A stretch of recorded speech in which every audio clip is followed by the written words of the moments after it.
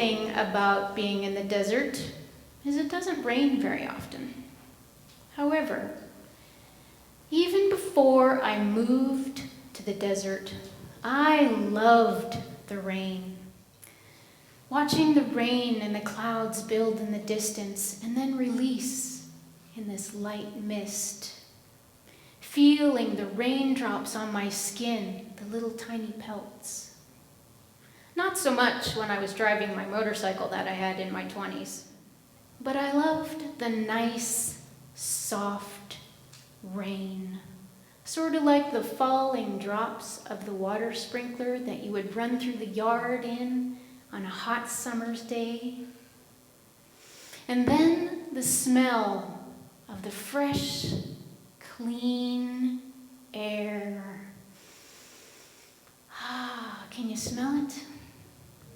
And maybe, if the light was just right, there'd be a rainbow or two. I invite you to soak in that nostalgic feeling. Do you hear that?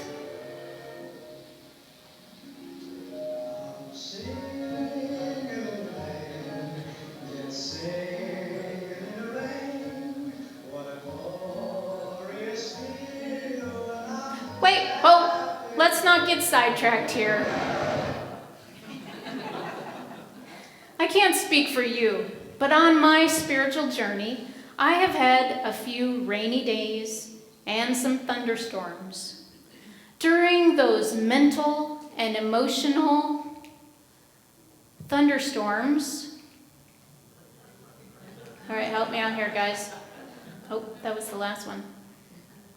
Thank you. I'll just go like this instead. During those mental and emotional thunderstorms, the peacefulness that I tried to strive for in my life was gone. And there was doubt that beyond the cloud of the funk that I had been in, that there could be a sun or a God or a universal life force. Because at those times in my life, all I could see, think, and feel was murky at best. These times can be called the dark night of the soul, the void, as Mark has called it many times. One time I called it an absolute crisis of faith. These situations and storms that I was both caught in and contributed to were like things of major change. They were choosing to move into a different career and letting the old one go. They were going through a divorce after only a few years of marriage. They were being fired from a job that I had done for many years. It was experiencing the death of a loved one and the grief and the loss that associates those times. These are the strong winds of change that have the habit of blowing us about without much of our own control, or at least it feels as such. Oh, sure, the ones I contributed to may have started like a nice, gentle breeze, refreshing air of change on my face. However, they tried to also blow in like a Category 4 hurricane of extreme winds of bad attitude and sometimes emotional storm surges of tears or rage. I know I'm not alone when these times that we move through in our life seem to swell up from within and just burst forth with emotion, upset, especially during times of loss.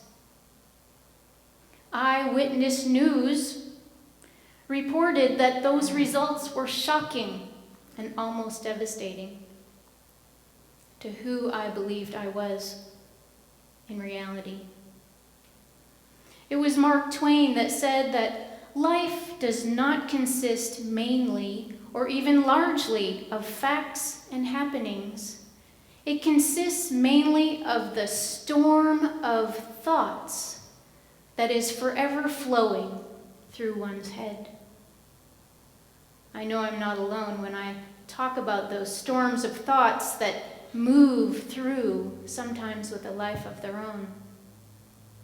As we have heard from some wise women during our series of Voices of Wisdom this month, the reckoning, the rumble, the revolution of our journey for each of us can be life-changing. Our soul wants to emerge like a lotus blossom. It must have movement in order to grow and expand. When we try to maintain or contain the energy, it will burst forth. Allow it to unfold on its own. The energy from those storms of thoughts that Mark Twain was referring to is exactly the God presence pushing us forth to expand, to blossom, to grow. In her book, Rising Strong, Brené Brown said that owning our story and loving ourselves through that process is the bravest thing we will ever do. Working through the many layers of story that we have built up from the incident, whether it was a young child or an older teen or as an adult, as time evolves, the layers of the story evolve too. Pushing through those layers of the story pushes us to the edge, to really face those situations and the emotions that we have layered in with the story as well. The emotions of fear, hurt, pain, anger, shame, and many more. Through this process, we are pushed forward to the edge to ask ourselves the tough questions. What is really happening here? What am I thinking? Why am I contributing in this way to add to the story?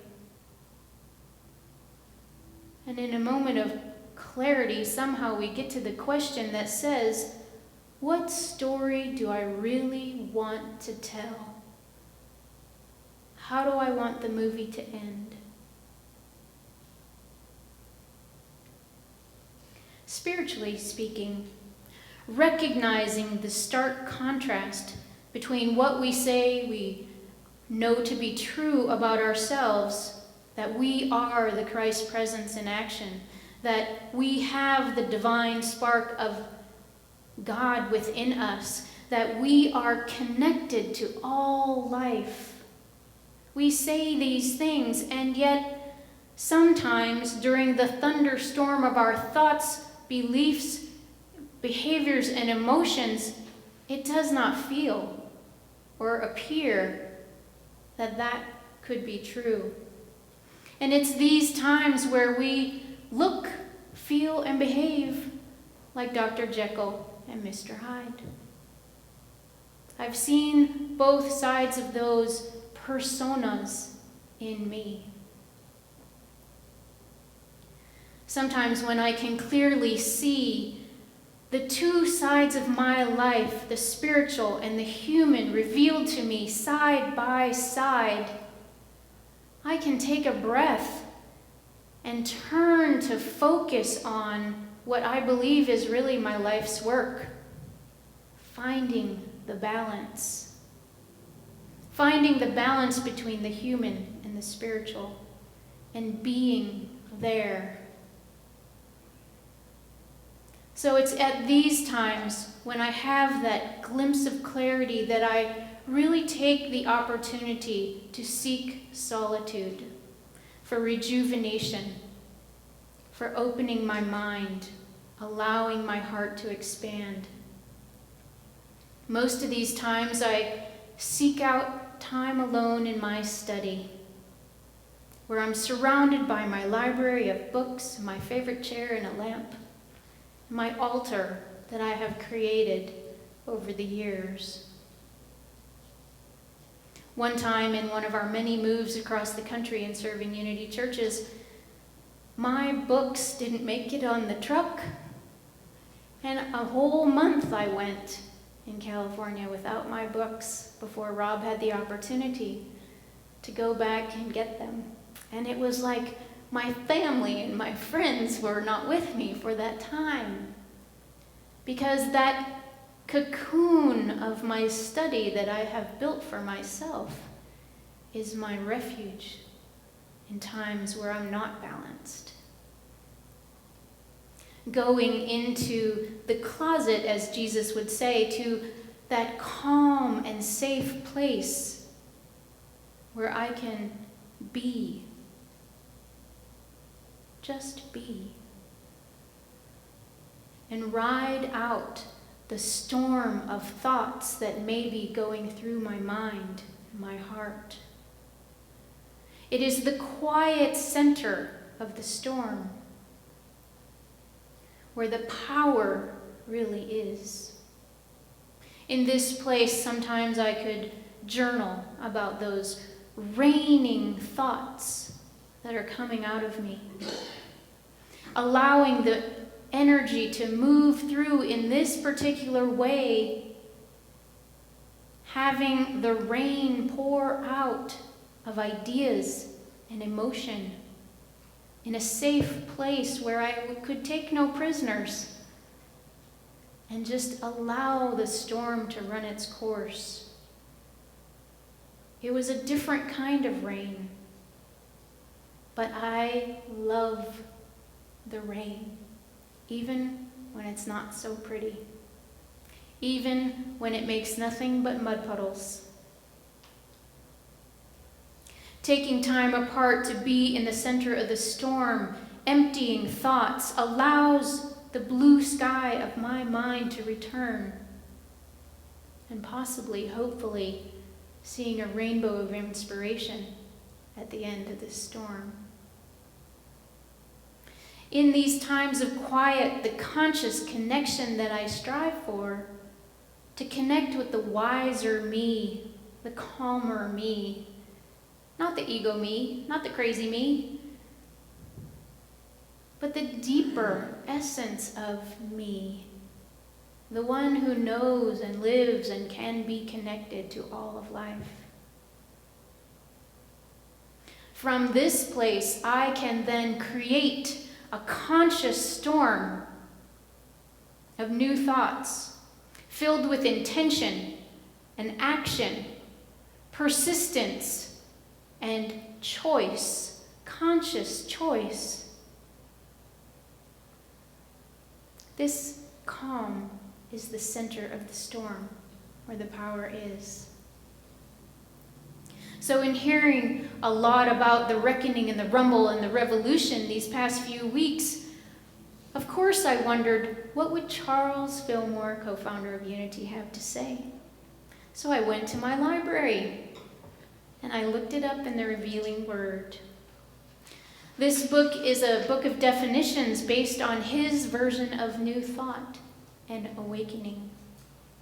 So Charles didn't have a definition for reckoning, go figure, or rumbling, can you imagine? But he did have one for revolution. However, I couldn't read it. The winds of spirit kept turning the page.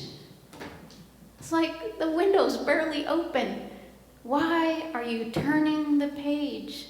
And so my eyes fell to a new word. It was restlessness. It was a gentle nudge from Spirit to look up restlessness. And restlessness, metaphysically, is the unsatisfied longing of a man or a woman for God, for the awareness of God that we know to be true and in each of us. This restlessness cannot be satisfied by an outer change, a new climate, a vacation, or traveling. It can only be resolved by turning within and reconnecting with the truth of our nature. Only by finding God in the midst of us can we be content. Having read that, I knew Spirit was content that I had read that word, and so I could move on to see what did Charles Fillmore have to say about Revelation. He shared that it is an unveiling, a disclosure of truth, making known that which was hidden. Our Christ presence is hidden, wouldn't you say? I forget about it all the time. I'm sure I'm not alone. He went on to say that divine revelation is much more common than we give thought to it, or that is understood in our collective environment.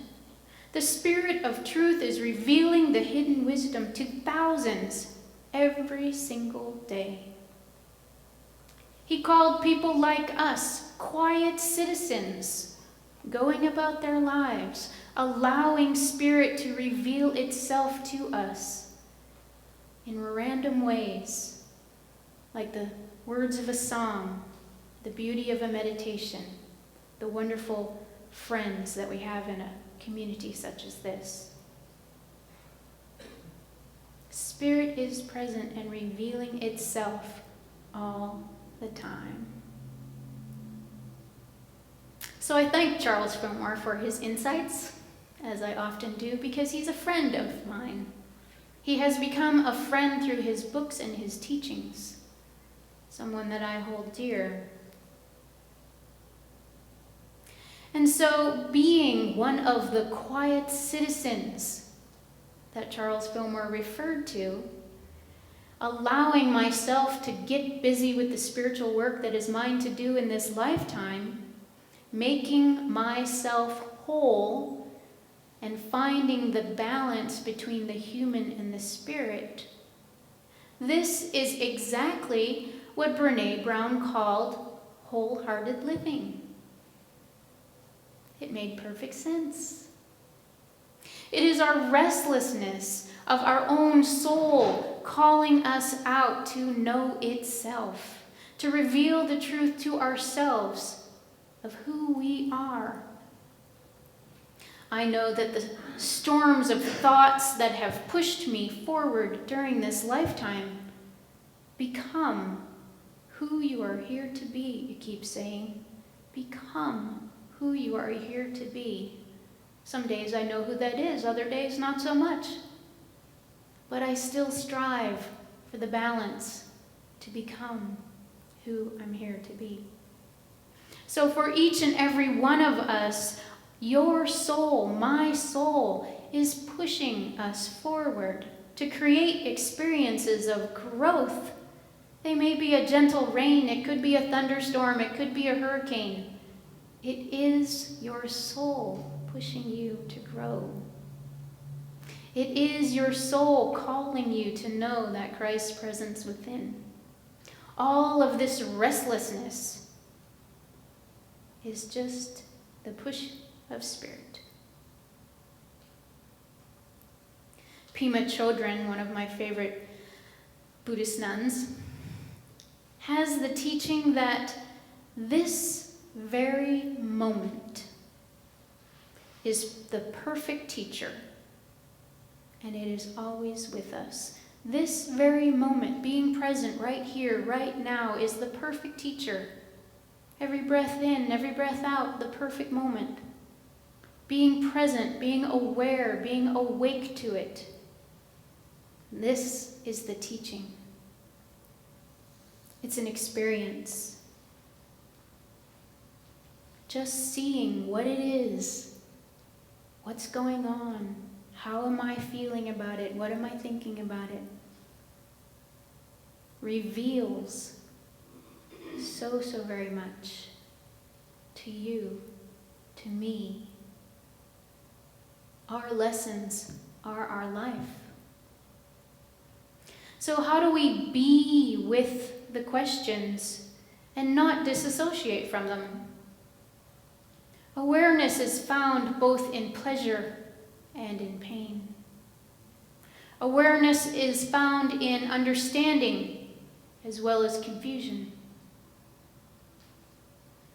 Awareness is found each and every moment of our weird and wacky lives, and when we're just chilling.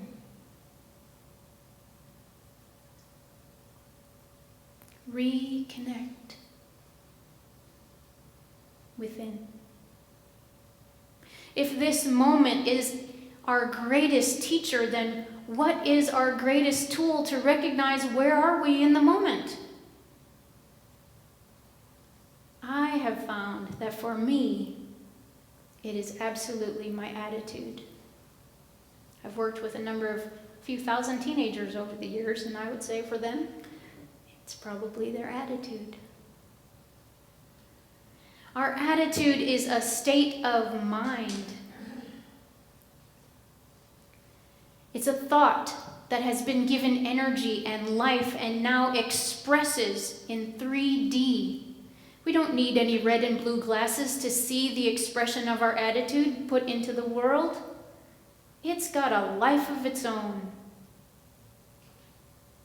If you can't see what you're thinking or feel what you're feeling, observe how you're expressing. Check your attitude. My mother's been trying to tell me that for years, but no, I wouldn't listen. William James, who is known as the father of American psychology, said, "The greatest discovery that my generation is that a human being can alter their life by altering their attitude." Yeah. So choosing our attitude in the midst of the storm thoughts and the restlessness takes dedication to ourselves and our goals for our spiritual growth. Reconnect. Adding to the confusion of life, you may also be wondering if that restlessness that you're experiencing isn't a sure sign that things just aren't right. Or, am I just being impatient? You know how human beings love to make meaning of things, and we're always looking for a sign. What does this mean to me? How am I supposed to interpret it? Am I on the right path? Yes, there is no wrong path. As long as you allow your soul to move forward to do what is theirs to do, yours to do, you're on the right path. Reconnect. I've learned that cluelessness is the biggest clue that you're not supposed to do anything at all, except reconnect.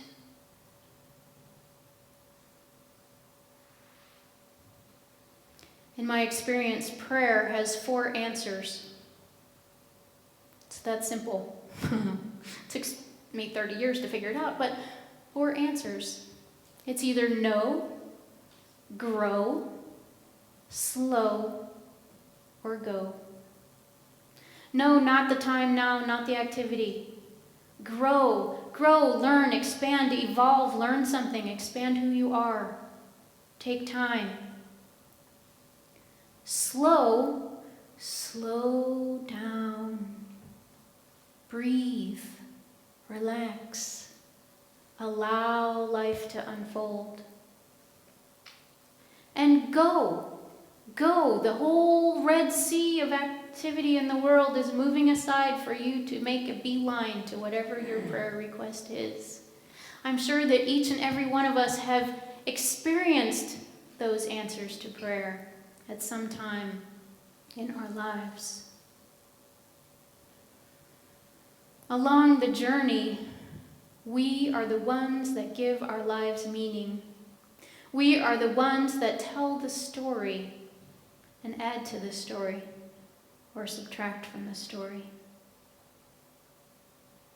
We are the ones that are looking for the signs of wisdom to appear to us, when ideally, if we reconnect, We have all the wisdom we need. Knowing the what and why of an experience gives you that wisdom. But being fully present in the moment to experience it,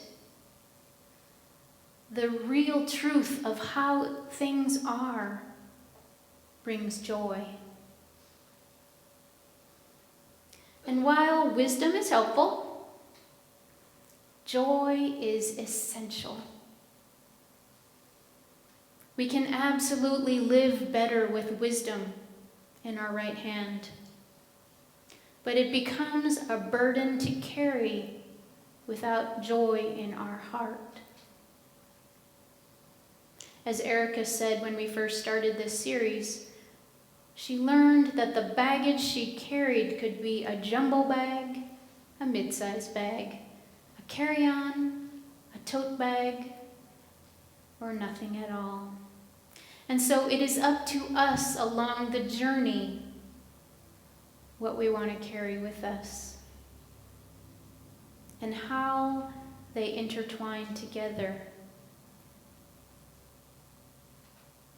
And so I invite you to choose your attitude, align your energy, and reconnect to the Christ presence within you, to the connection that we all have. It was Maya Angelou that said, "A bird doesn't sing because it has an answer.